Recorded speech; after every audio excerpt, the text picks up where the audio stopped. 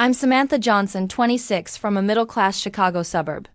Growing up, I always felt like the family's biggest disappointment, no matter how hard I tried. Last year, during a seemingly ordinary family dinner, my world shattered when my mother screamed words I'll never forget. Leaving that night was the hardest thing I've ever done, but what happened next truly shocked us all. Before I share how my life fell apart, and then came back together in ways I couldn't have imagined, tell me in the comments where you're watching from. And if you've ever felt misunderstood by the people who should love you most, hit that subscribe button. Let me paint a picture of the Johnson family. My dad, James, built his accounting firm from nothing, working endless hours for as long as I can remember. He was physically present but emotionally distant. My mom, Patricia, gave up her teaching career to raise us, pouring all her perfectionist tendencies into creating the perfect family image. Our house was always spotless, every meal photo ready even before Instagram existed. And each of us was expected to uphold the Johnson name. That's where my problems began. My older sister Heather, now 32, was the academic superstar, national merit scholar, Yale undergrad, Columbia Law, and now a corporate attorney at a top Chicago firm. My younger brother Kyle, 23, was the golden boy, varsity quarterback, student body president, and now finishing his MBA at Northwestern on a partial scholarship. And then there was me, Samantha, always stuck in the middle. I wasn't unintelligent or unsuccessful by normal standards.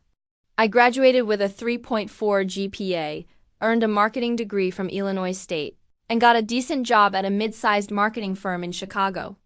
But in the Johnson household, decent might as well have been failure. My interests in art, creative writing, and photography were just hobbies, not real aspirations. Dad called them nice distractions, while Mom said they were phases I'd outgrow. The pattern started early. When I was 12, I won a regional art competition. My watercolor was chosen from hundreds to be displayed at the Chicago Cultural Center. The awards ceremony was the same day as Kyle's soccer championship. Guess where my parents were? I stood alone accepting my certificate while a friend's mom took pictures. That evening, Kyle's victory was celebrated with his favorite dinner and a special cake.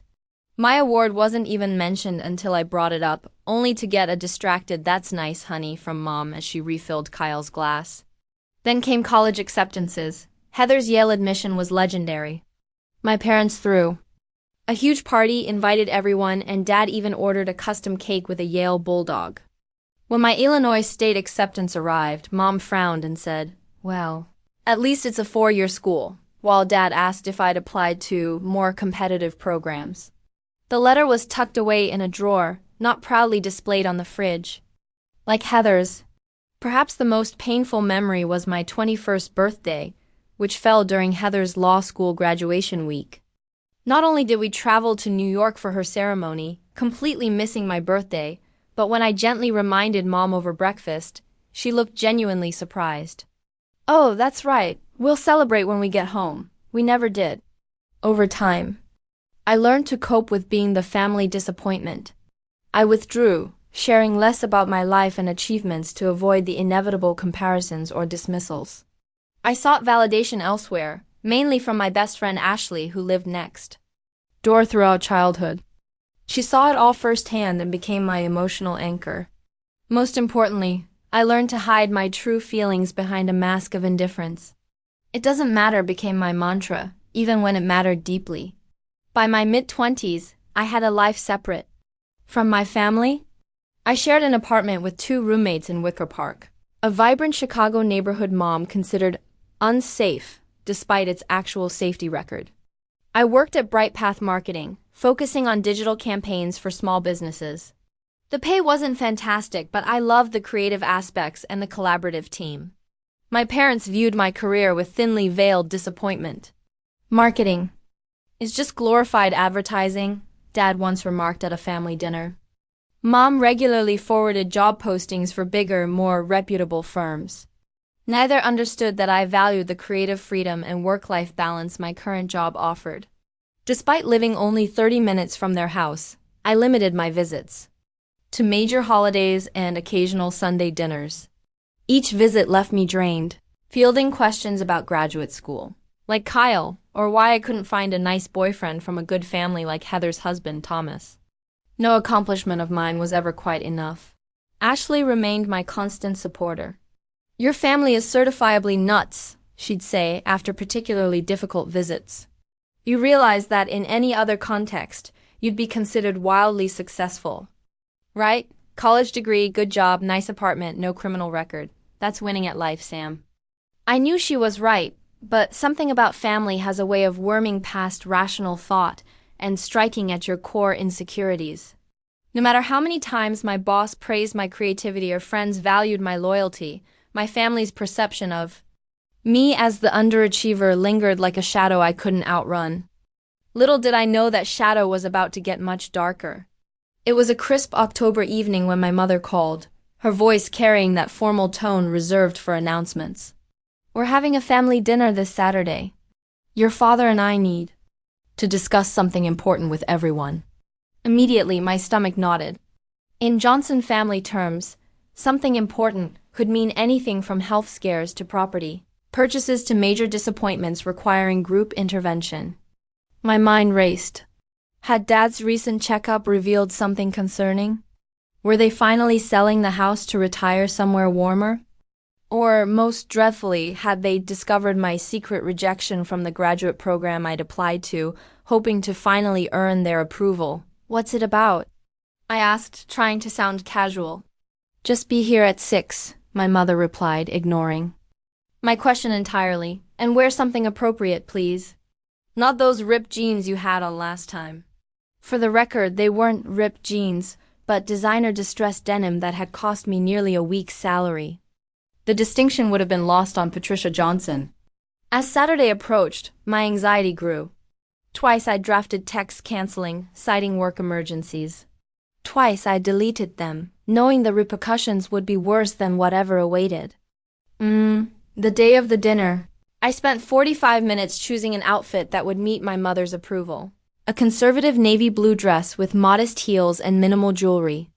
I even straightened my naturally curly hair, knowing my mother preferred it professional. The 20-minute drive to my parents' suburban home felt like hours. I rehearsed neutral topics of conversation and prepared deflections for the usual barrage of questions about my romantic life and career trajectory. At a red light, I caught my reflection in the rearview mirror and barely recognized the tense, anxious woman staring back. Just get through dinner, I whispered to myself. 4 hours, max, then you're free. Pulling into the familiar driveway, I noticed both Heather's luxury SUV and Kyle's sports car already parked. Great. I was the last to arrive. Another minor failure for my ledger. My mother opened the door before I could knock, her eyes immediately scanning my appearance. You're late, she said by way of greeting. By 3 minutes, I replied, checking my watch. Traffic on Lakeshore was backed up. Everyone else managed to arrive on time, she sniffed, stepping aside to let me enter. You should have planned better. And so it began. In the living room, Dad was mixing drinks while Heather and Kyle sat on opposite ends of the sofa, engrossed in their phones. They looked up briefly as I entered, offering perfunctory greetings before returning to their screens. I moved to kiss my father's cheek, and he patted my shoulder awkwardly. The usual? He asked, gesturing to the bar cart. I nodded, grateful for the promised glass of wine. I'd need it. Samantha finally decided to join us, my mother announced to the room, though everyone had clearly seen me enter. Now we can move to the dining room. Dinner began with the usual uncomfortable small talk. Heather discussed a high-profile case her firm was handling, carefully omitting confidential details while ensuring we understood the magnitude of her responsibility. Kyle detailed his business school projects and networking connections, including a promising internship opportunity at a venture capital firm. My father nodded approvingly throughout their updates, occasionally asking informed questions that demonstrated his engagement with their lives. When the conversation inevitably turned to me, I shared news about a successful campaign I'd recently managed for a local restaurant chain that had increased their foot traffic by 30%. That's nice. My mother interjected before I'd finished explaining the creative concept. Kyle, tell Samantha about your professor's comment on your last presentation. And just like that, I was sidelined again. I took a large sip of wine and resigned myself to being a spectator at my own family dinner. The tension in my shoulders had just begun to ease slightly when my mother clinked her glass, calling for attention. "We have wonderful news to share," she announced, her face lighting up in a way it rarely did when I was the topic of discussion. "Kyle and Melissa are engaged." The table erupted in excitement. My father opened a bottle of champagne he'd apparently had chilling, while Heather immediately began discussing potential wedding venues. I sat frozen, processing both the news and the realization that I appeared to be the only one hearing it for the first time. "When did this happen?" I asked during a momentary lull. Kyle looked slightly uncomfortable. "About 3 weeks ago. I proposed at her parents' lake house." 3 weeks? I repeated, "and I'm just hearing about it now." An awkward silence fell before my mother replied, "We had a small celebration the weekend it happened. You were busy with work as usual." The truth hit me. I hadn't been informed, let alone invited. As usual was just gaslighting, implying my absence had been my choice rather than their exclusion.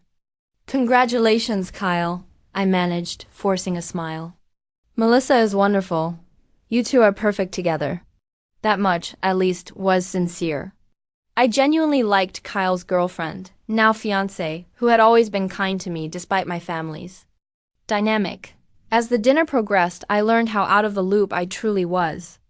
The engagement ring had been our grandmother's, reset with additional diamonds, a decision made without even mentioning it to me, despite my close relationship with Grandma Johnson before her passing. The wedding was tentatively planned for June at the country club.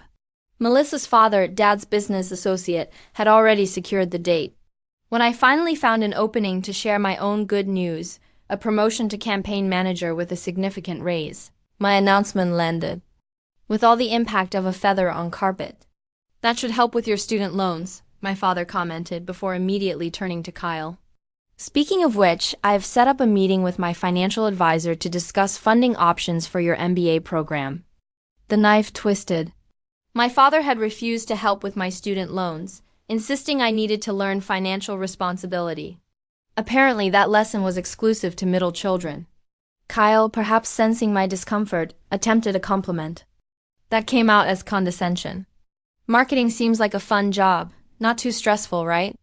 It must be nice having a simple career that doesn't require constant studying like med school or law."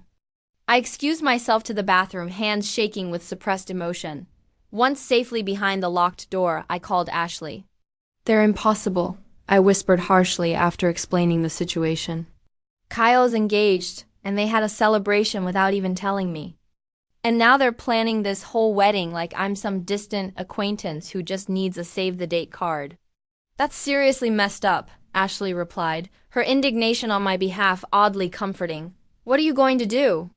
"What can I do? 'Cause a scene at dinner? That would just confirm their opinion that I'm the unstable, emotional one." "Sam," Ashley's voice turned serious. "At some point, you have to stand up for yourself. This isn't just rude, it's emotional abuse. They're treating you like you don't matter." Her words hit home. Years of therapy had helped me recognize the dysfunction in my family, but I still struggled with confrontation, especially with my mother. "You're right," I finally said. "I can't keep pretending this is normal. Do you want me to come get you? I can be there in 20 minutes. I considered the offer. "No, I need to handle this myself, but stay by your phone." "Okay, always remember, you deserve basic respect." "That's not asking too much." I splashed cold water on my face, reapplied my lipstick, and returned to the dining room with a newfound determination. For once, I wouldn't swallow my feelings too. Keep the peace. For once, I would demand the respect I deserved. When I returned to the table, the conversation had moved on to wedding colors and floral arrangements. My mother was suggesting elegant cream and blush roses, while Heather advocated for something more distinctive.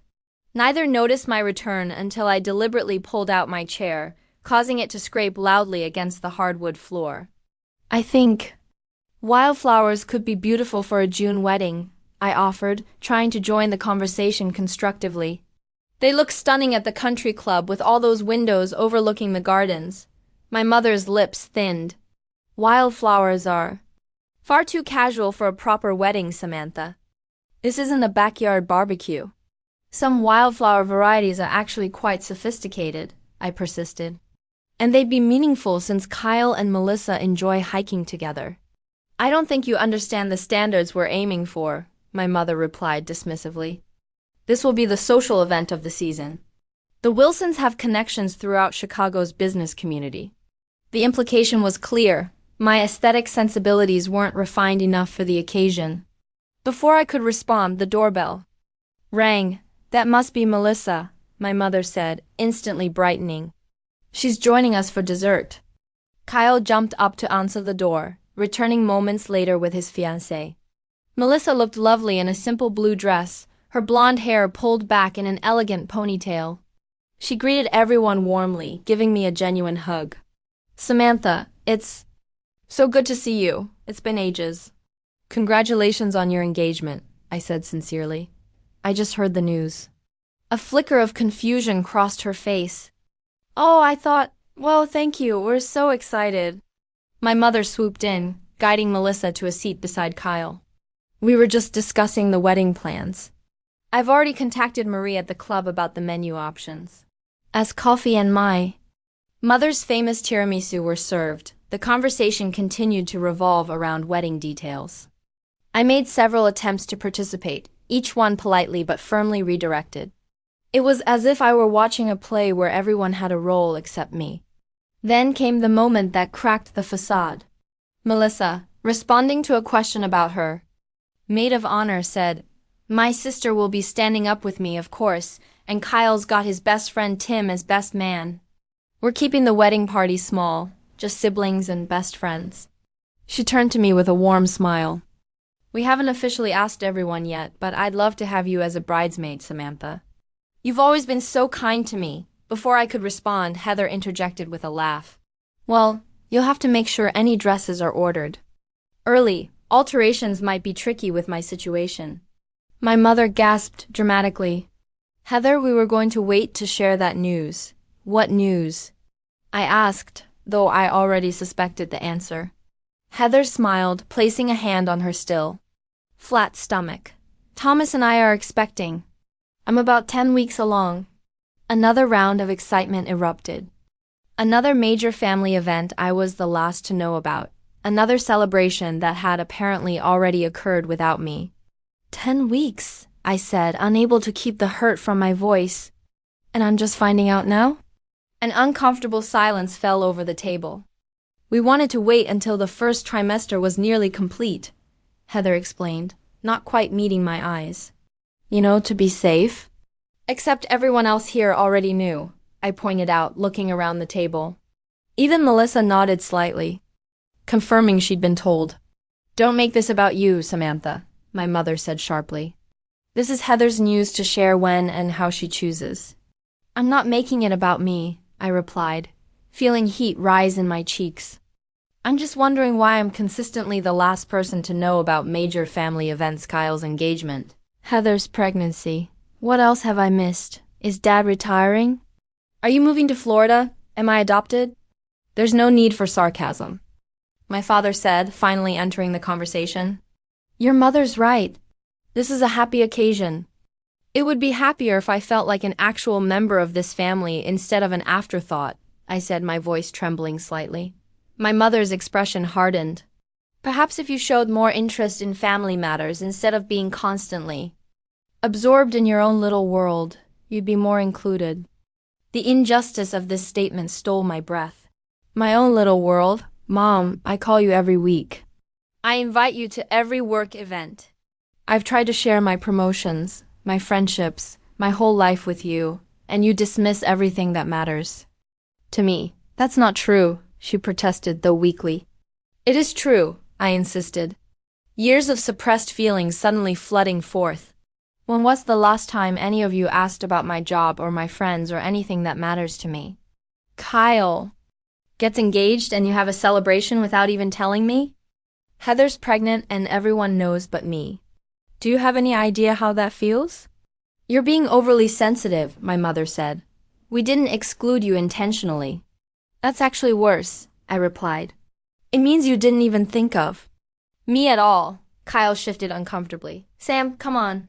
It's not that serious. It is to me, I said, turning to him. And it should be to you, too. We're supposed to be family. We are family, my father interjected, his tone conciliatory but patronizing. But you've always been so independent, Samantha. We thought you preferred it that way, independent or ignored. I challenged. There's a difference between giving someone space and making them feel invisible. My mother's face flushed with anger. This is exactly why we handle things the way we do. You always turn everything into a drama. Heather and Kyle can receive news without creating a scene.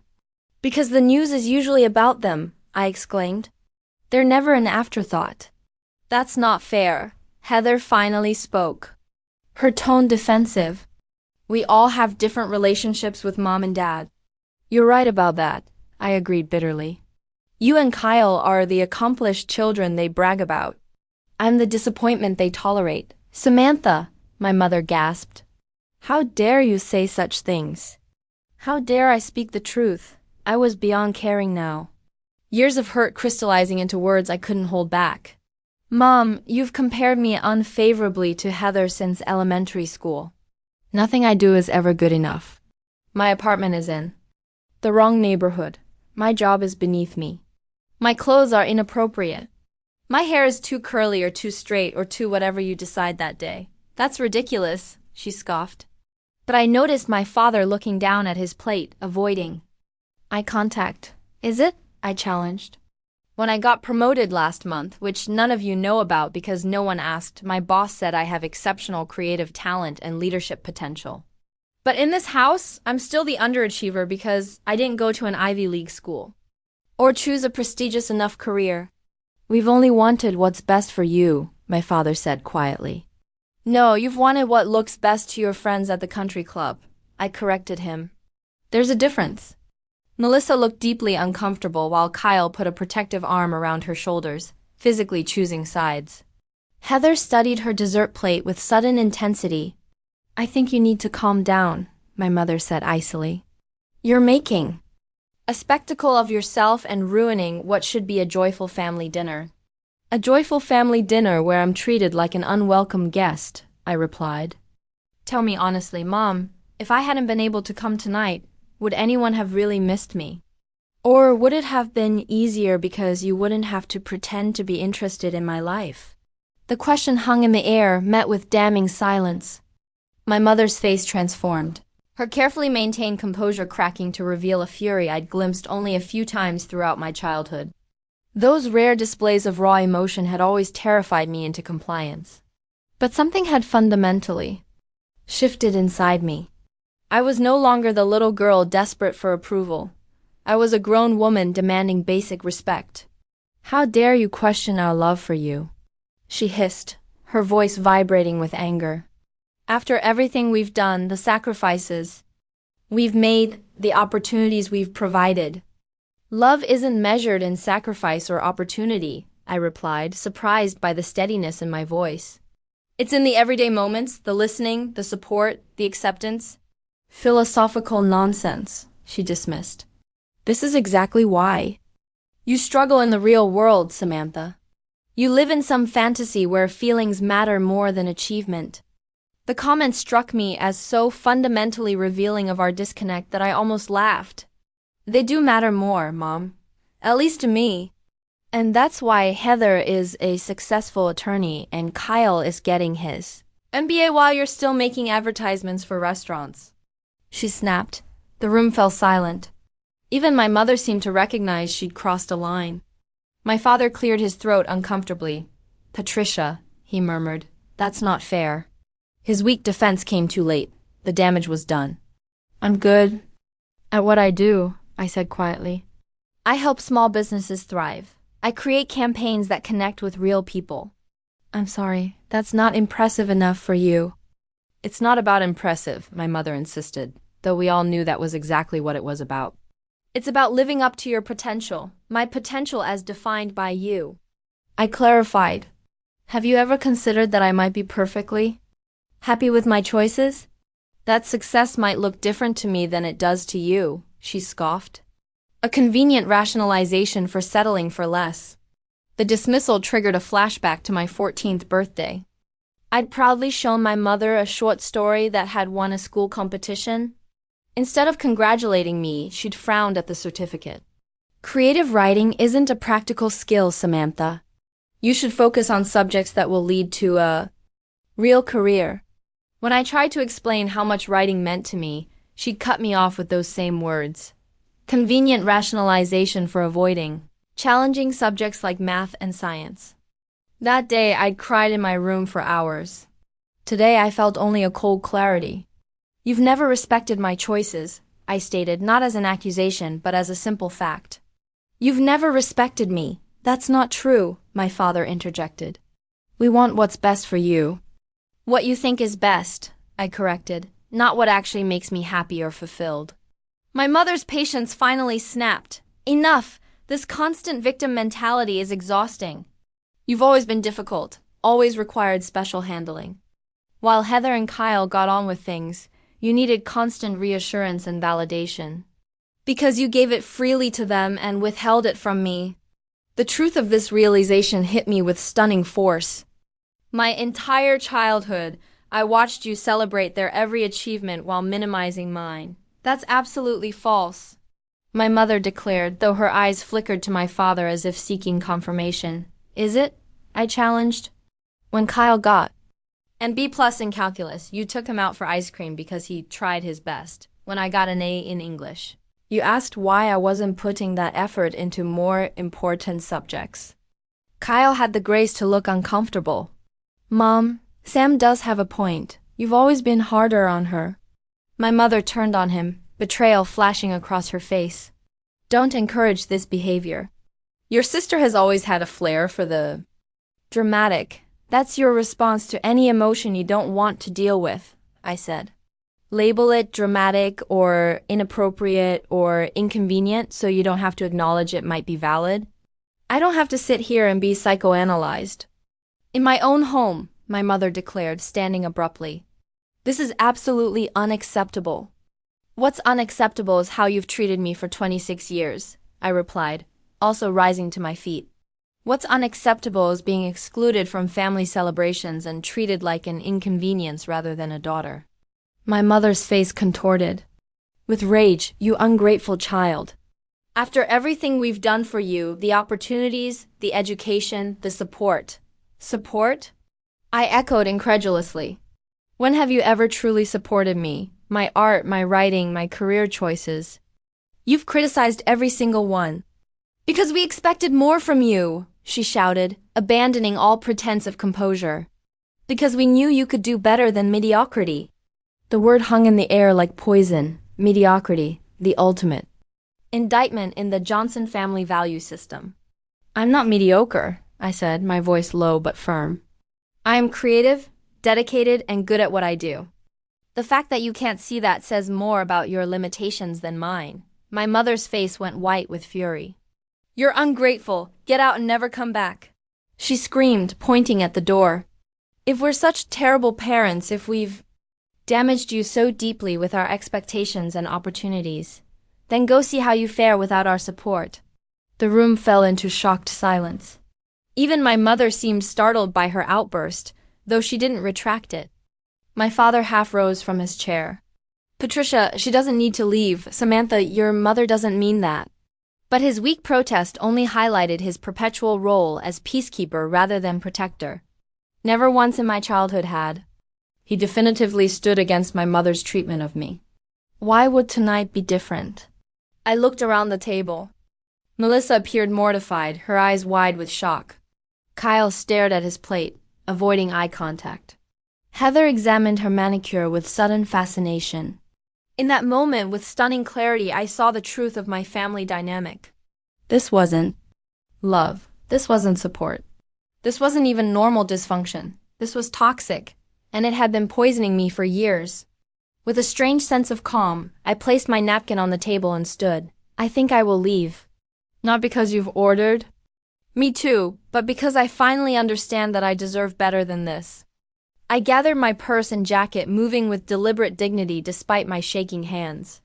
If you walk out that door, don't expect to be welcomed back, my mother warned, her voice cold. I paused at the threshold of the dining room and turned. You know what's truly sad? A real family wouldn't require me to earn my place at the table. Love shouldn't be conditional on meeting your expectations. I hope someday you realize what you've thrown away. With those words, I walked through the front door into the cool October night. My legs carried me to my car on autopilot while my mind reeled with the magnitude of what had just occurred. Only when I was safely inside with the doors locked did I allow the tears to come. My hands trembled so badly I couldn't insert the key into the ignition. I pulled out my phone and called Ashley. I need you, I managed between sobs. I left. She told me to get out and never come back. I'm on my way, Ashley replied without hesitation. Go to your apartment. I'll meet you there. The drive home passed in a blur of tears and disbelief. Had I really just been disowned? Had my own mother truly told me never to come back? The words replayed in my mind, each repetition a fresh wound. Ashley was waiting in the lobby of my building when I arrived, her face tight with concern. One look at my expression told her everything. Oh, Sam, she murmured, pulling me into a fierce hug. I'm so sorry. Upstairs in my apartment, I recounted the evening between bouts of tears. Ashley listened without interruption, periodically refreshing my tissue supply and making sure my wine glass stayed full. They're toxic, she concluded when I'd finished. All of them. Your mother is the ringleader, but your dad and siblings are complicit. They're still my family, I whispered, the reality of what I'd lost beginning to sink in. Biology doesn't give anyone the right to treat you that way, Ashley insisted. Family is supposed to build you up, not tear you down. I nodded, too exhausted to argue. Later, curled under a blanket on my sofa, I felt oddly split in two. Part of me was devastated, mourning the loss of the family I'd always hoped we could become. Another part felt a strange liberation, as if I'd finally put down a crushing weight I'd carried for decades. What do I do now? I asked Ashley as she prepared to leave, having made sure I was calmer. You live, she said simply. On your terms, without their judgment as your soundtrack. That night, I cried myself to sleep, but the tears felt different. Somehow less like despair and more like release, like the necessary pain of cleaning a wound that had been infected for far too long. The first week after the confrontation passed in a haze of emotional extremes. I'd wake up feeling empowered and liberated, convinced I'd made the right decision in standing up for myself. By afternoon, doubt would creep in, accompanied by waves of grief so intense they left me physically nauseated. Evenings brought anxiety, checking my phone compulsively for messages from my family that never came. Is it normal to feel this unstable? I asked Ashley during one of her daily check-in calls. 1 minute I'm relieved, the next I'm devastated. Then I'm furious, then I miss them terribly. Completely normal, she assured me. You're grieving, Sam. Not just the relationship you lost, but the one you never had in the first place. That perspective helped. I wasn't just mourning the current estrangement, but the lifetime of conditional love and impossible standards that had preceded it. On day 9, my father finally texted, "Your mother needs time. Let things cool down before reaching out." The message infuriated me. Once again, he was enabling her behavior while placing responsibility on me to fix a situation I hadn't created. I drafted several replies before settling on, "I'm not the one who needs to reach out." "I deserve an apology," he didn't respond. 3 days later, Heather texted, "Are you planning to apologize before the wedding? Kyle and Melissa are finalizing the wedding party this weekend." The casual cruelty of her message, no acknowledgement of what had happened, no expression of concern for my well-being, just practical logistics about a wedding clarified exactly where I ranked in her priorities. I didn't reply. Work became my sanctuary. I threw myself into projects with newfound intensity, channeling my emotional turmoil into creative solutions for clients. My boss Diane noticed the change. Your campaigns have always been good, Samantha, but these latest concepts are exceptional.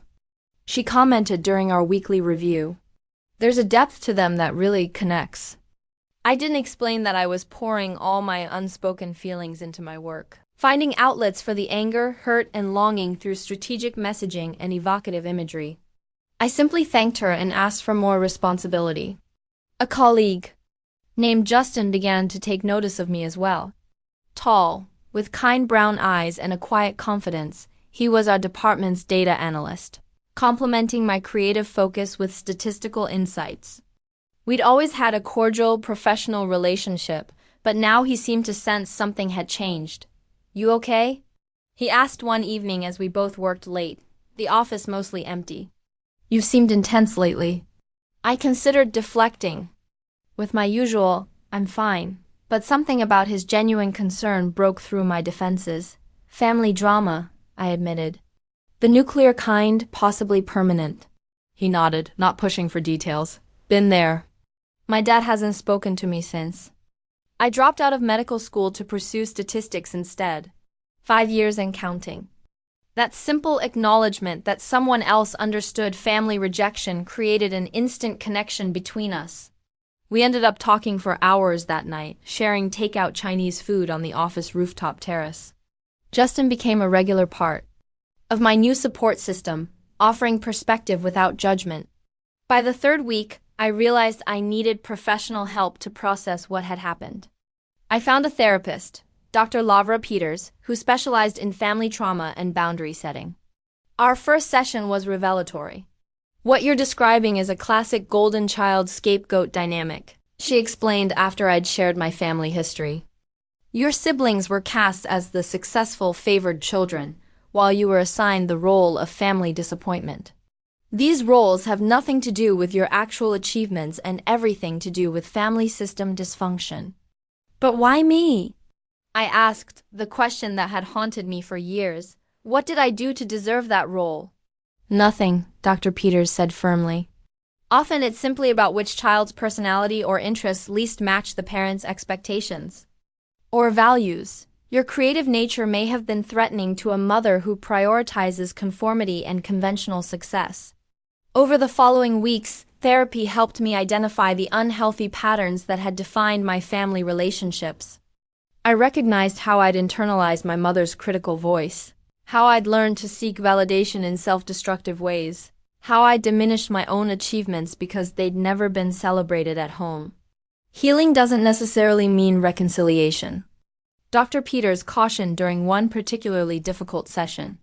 It means recognizing that you didn't deserve the treatment you received, and that you don't need validation from toxic people to be worthy. That concept that I could be whole without my family's approval was simultaneously terrifying and liberating. I'd spent 26 years trying to earn love that should have been freely given.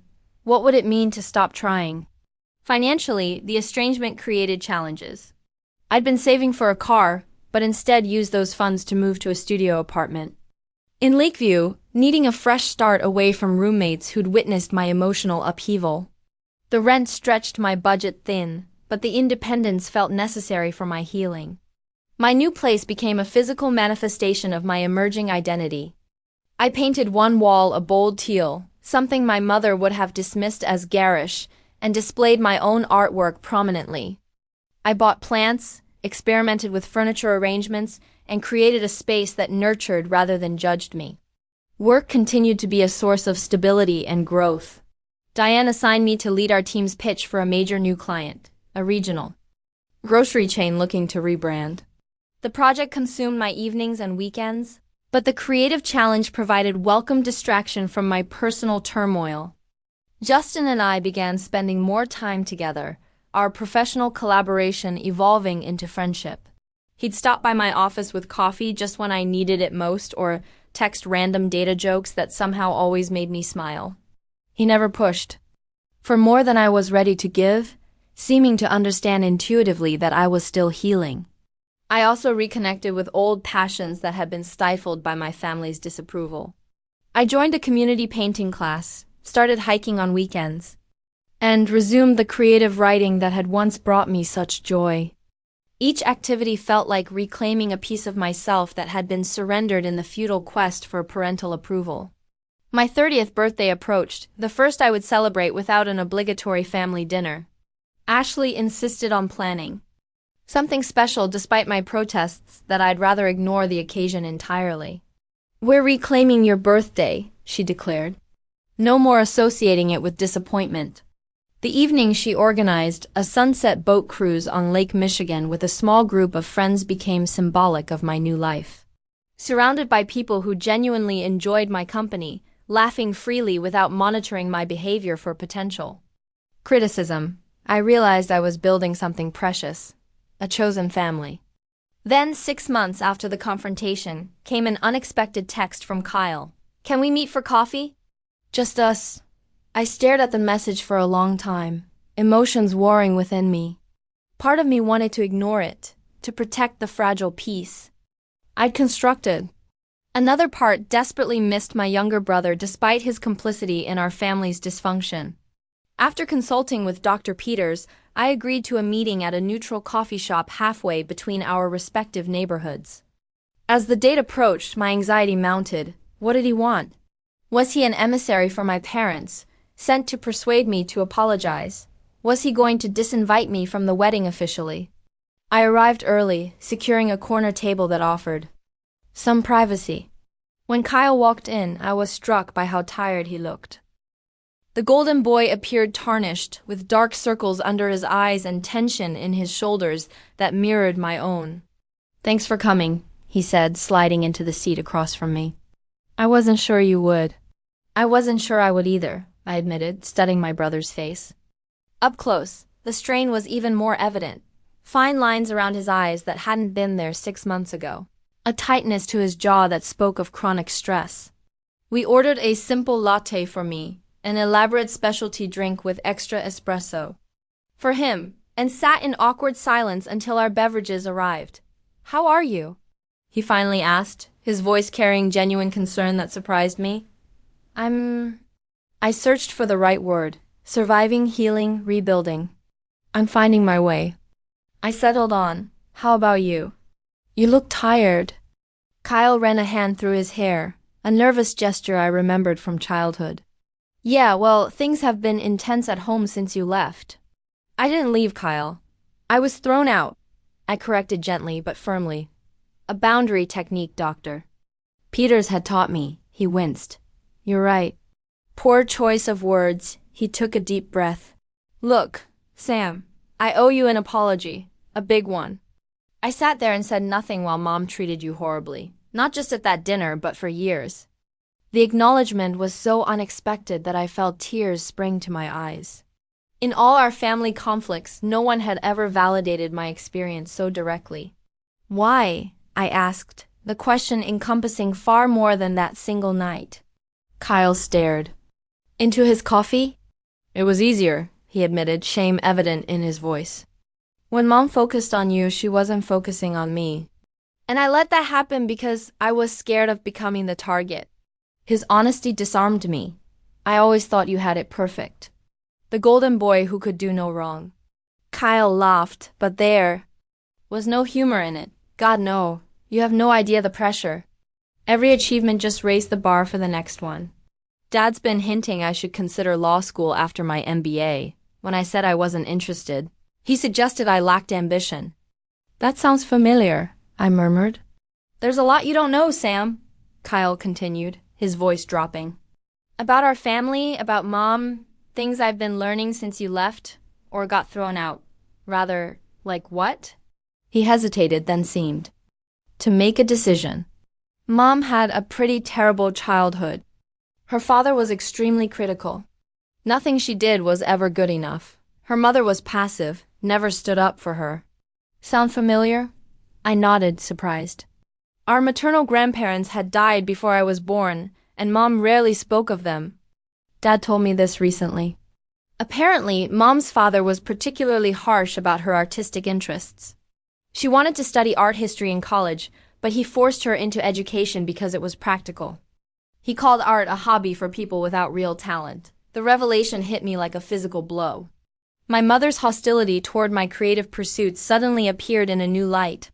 Not simple disapproval, but a projection of her own thwarted dreams and internalized criticism. That doesn't excuse how she treated me, I said carefully. No, it doesn't, Kyle agreed immediately. Nothing could. I'm just trying to understand it myself. He took another deep breath. There's more. Dad nearly left about 10 years ago. What? This was completely new information. When I was in high school, they seemed fine. They hid it well. Dad had an apartment for 3 months. He couldn't handle Mom's controlling behavior anymore. They went to counseling, reconciled, but according to Dad, nothing really changed, except his decision to make it work. I thought about our father, his emotional absence, his retreat into work, his failure to protect me from Mom's criticism. It made a sad kind of sense. And Heather? I asked, suspecting there were revelations about my seemingly perfect sister as well. Kyle nodded grimly. Heather's been dealing with anxiety and an eating disorder since college. The pressure to maintain her successful image is crushing her. She's been in therapy for years, but hides it from Mom because she doesn't want to seem weak. The image of my family was crumbling with each revelation. The perfect facade had concealed so much pain. And you? I asked softly. What's your secret struggle? Kyle's eyes met mine, vulnerability evident. I hate business school. Good at it, but I hate it. I wanted to be a teacher, high school math. Can you imagine telling Mom that? That her son wants a mediocre career in public education instead of finance. I could imagine it all too well. So, you're living a life you don't want to please people who can't be pleased. Exactly, he slumped in his chair. Watching you walk away that night. It was terrifying and inspiring at the same time. You did what none of us have had the courage to do. You chose yourself. His words settled over me like a warm blanket. For the first time, I saw my actions not as a failure of family loyalty, but as an act of necessary self-preservation. It hasn't been easy, I admitted. There are days I still question everything. Wonder if I overreacted. You didn't, Kyle said firmly. If anything, you underreacted for years, which makes me an even bigger coward for not standing up for you. You were surviving the only way you knew how, I said, surprising myself with the compassion I felt. We all were. We sat in silence for a moment, the weight of these revelations settling between us. So, what happens now? I finally asked, Are you here as a family ambassador? Does Mom want me to apologize? Kyle shook his head vehemently. I'm here for me and for you. I miss my sister, and I need ... He hesitated. I need to see that it's possible to break free and survive. The vulnerability in his admission touched me deeply. I'm surviving, I assured him. Some days better than others, but I'm building a life that feels like mine for the first time. That's what I want too, he said quietly. And there's something else. I want you to meet with Melissa away from the family. She's been asking about you, worried about you. Melissa? I was surprised, though I'd always liked Kyle's fiancé. We weren't particularly close. She saw everything that happened that night, and let's just say she's had some revelations of her own about the family she's marrying into. Curiosity piqued, I agreed to meet Melissa for lunch the following weekend. That meeting proved even more illuminating than my conversation with Kyle. Melissa, elegant as always, but with the same strain evident in her expression, hugged me tightly when we met at a small bistro near her office. I've been so worried about you, she said. That night I've never seen anything like it. I had no idea your family dynamic was so toxic. Welcome to the Johnsons, I said dryly. Still sure you want to marry in? She smiled. That's actually something I wanted to talk to you about. Kyle and I are re-evaluating certain aspects of our wedding plans. Over lunch, Melissa revealed how my mother had steamrolled every wedding decision, from the venue to the flowers to the guest list. She insisted we invite business associates. I've never met while limiting my college friends because the club has space constraints. More disturbing were her observations about how my parents interacted with each other and with Kyle. Your father defers to your mother on everything, even when he clearly disagrees. and the way she critiques Kyle's every decision. It's subtle but constant. I didn't really notice it until that night with you, but now I can't unsee it. What does Kyle Say? I asked. He's conflicted.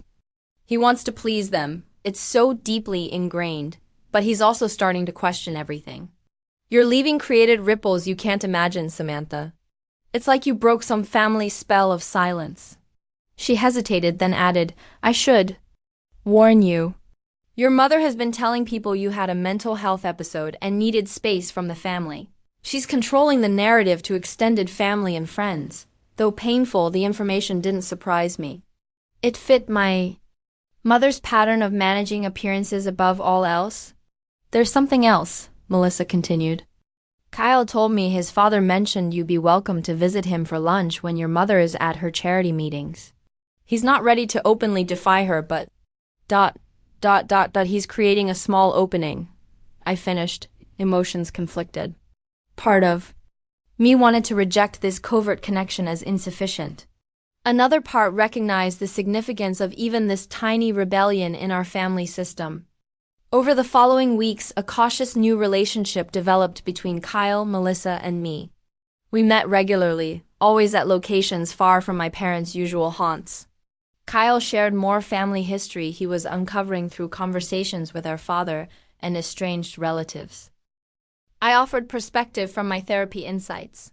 Melissa provided the outsider view that helped us see our family dynamics more clearly.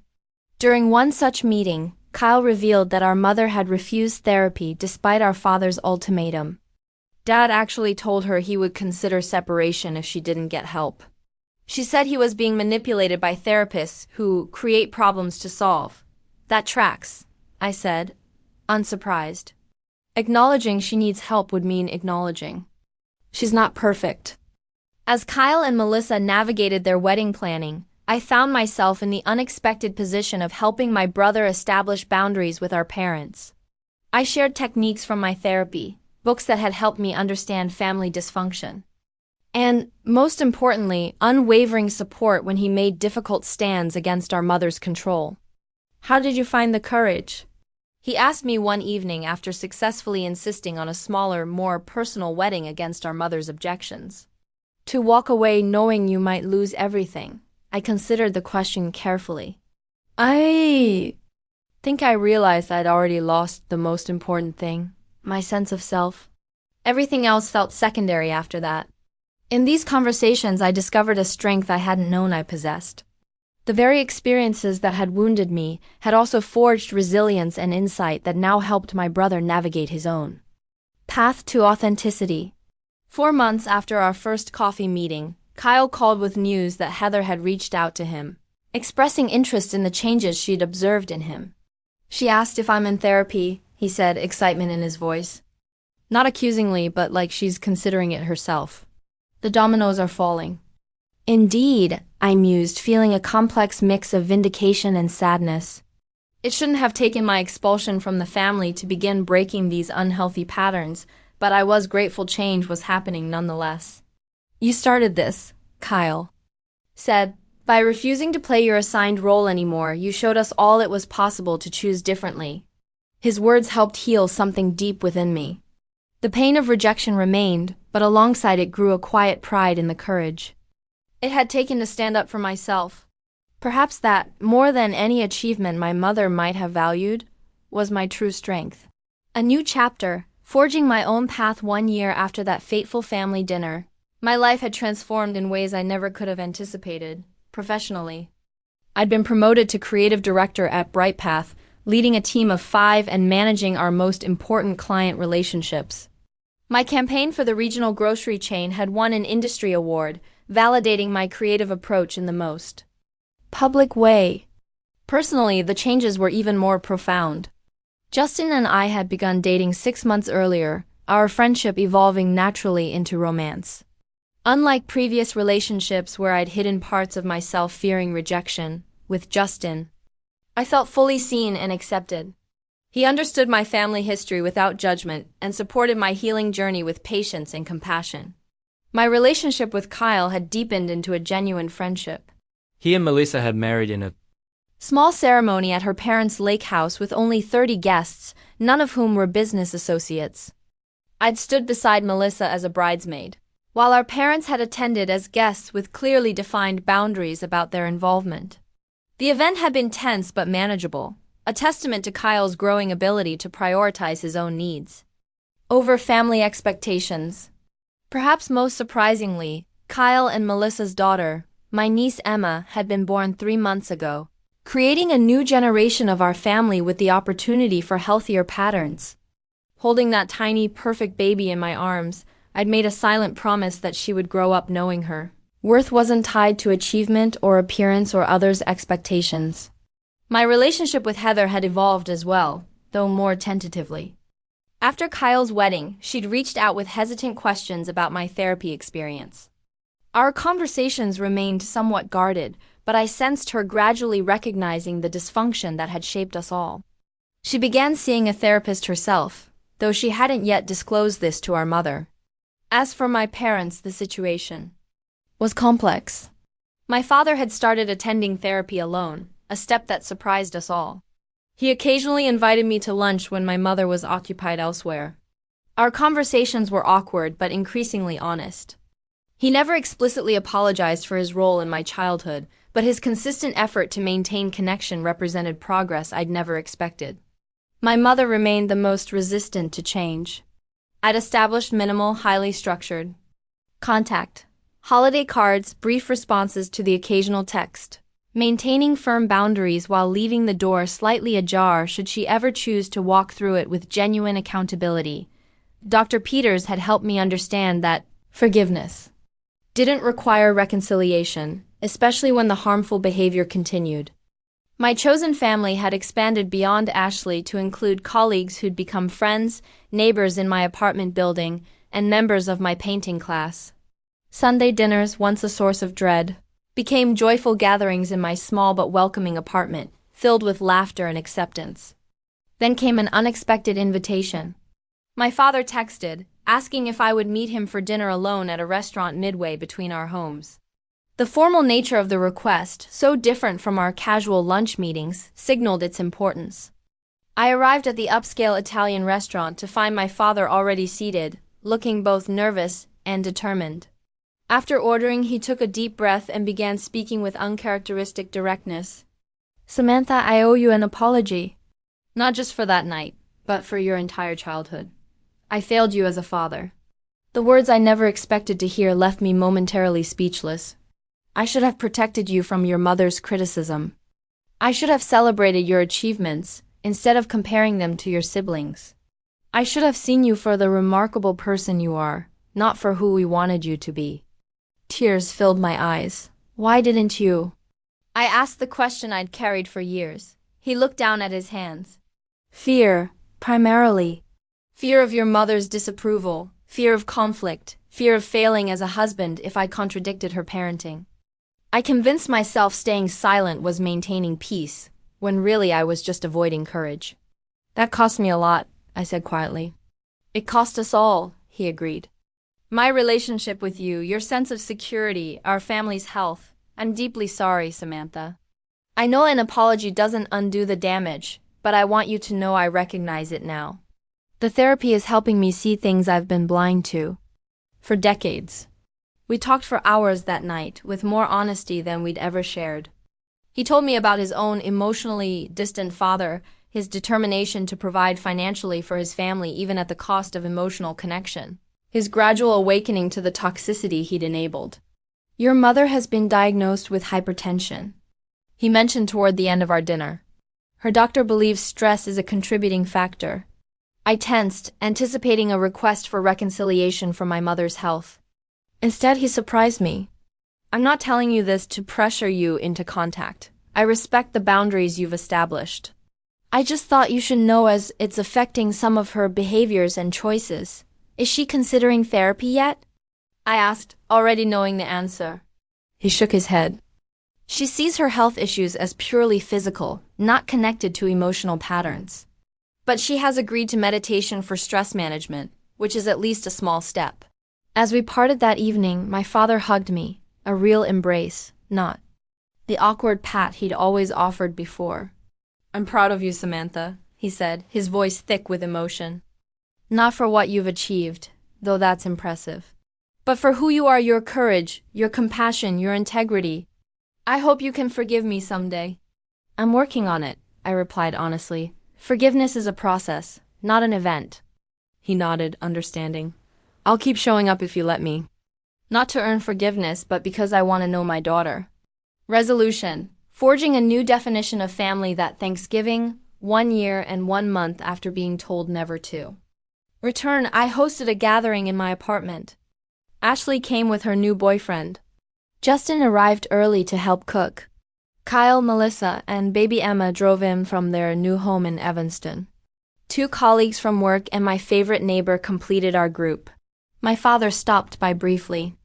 In the afternoon, bringing a pumpkin pie and spending an hour holding his granddaughter and engaging awkwardly but sincerely with my friends. My mother remained absent, a choice I'd made peace with.